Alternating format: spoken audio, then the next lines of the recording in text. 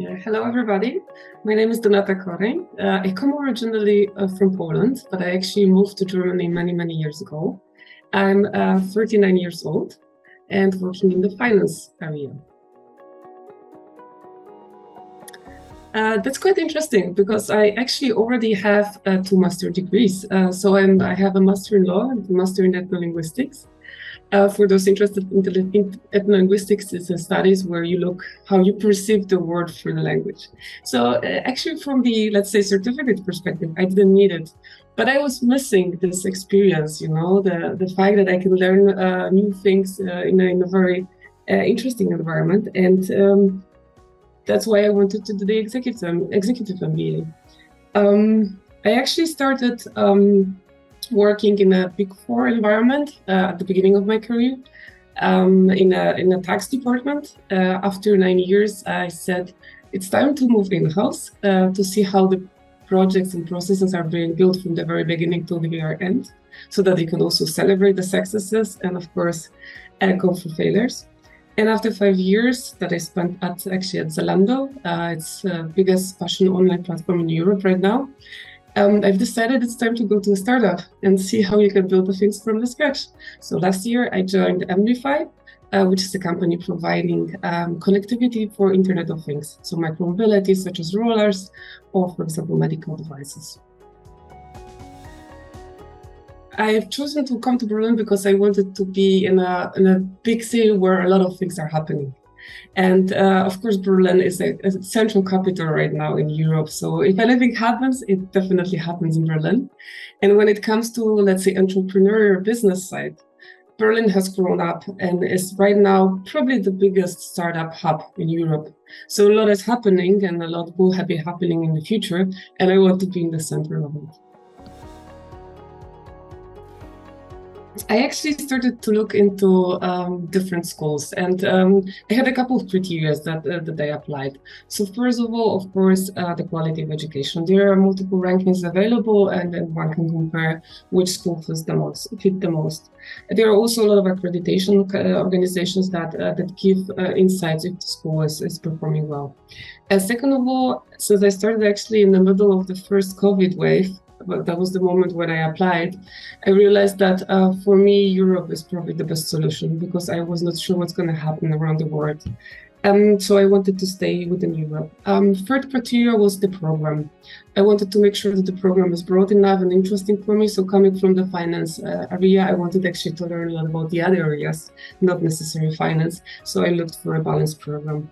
And finally, all the international aspects, so that the people that are coming from different countries, bringing different perspectives from different organizations, and also that the program actually enables us to travel abroad and do some modules abroad.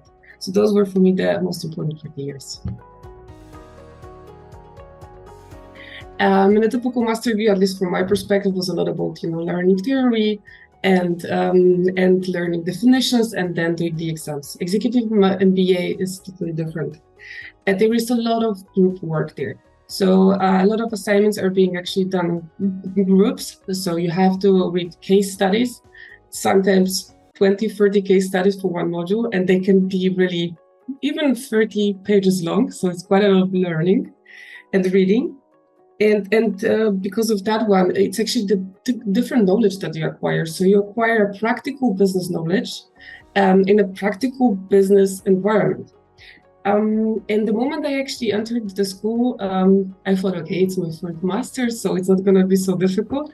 And then after one day, when I saw so many smart people in the room, I started to develop imposter syndrome because I thought, oh my God, what I'm doing here, they have such great answers. But that's actually what you learn in the school. So you learn to see the things from different perspectives, and that's probably one of the most valuable things you can get here.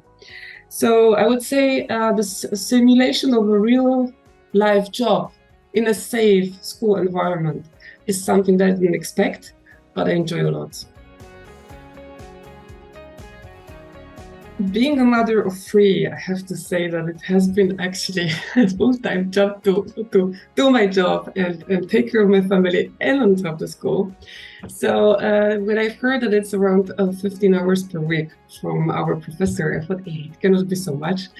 Indeed, there are periods where there is even more than that. There are periods where it's less, but it did impact a bit my private life. So obviously, when you do Executive MBA and you have family and work, there is no private life left. That's kind of an investment that you do, knowing that you get instead a lot of learnings.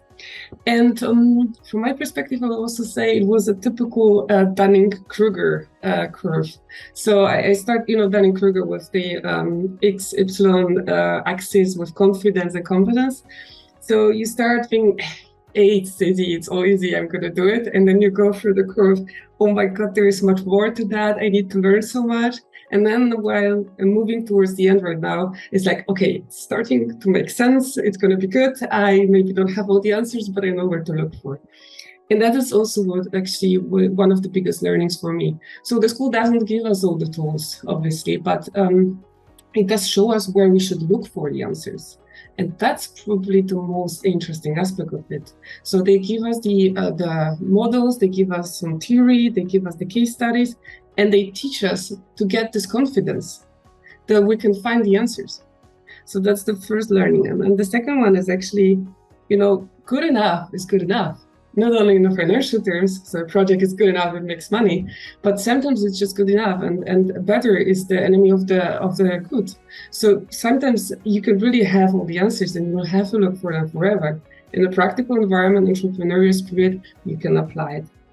And finally, I guess I updated my skills. So, it's been already 14 years since I graduated.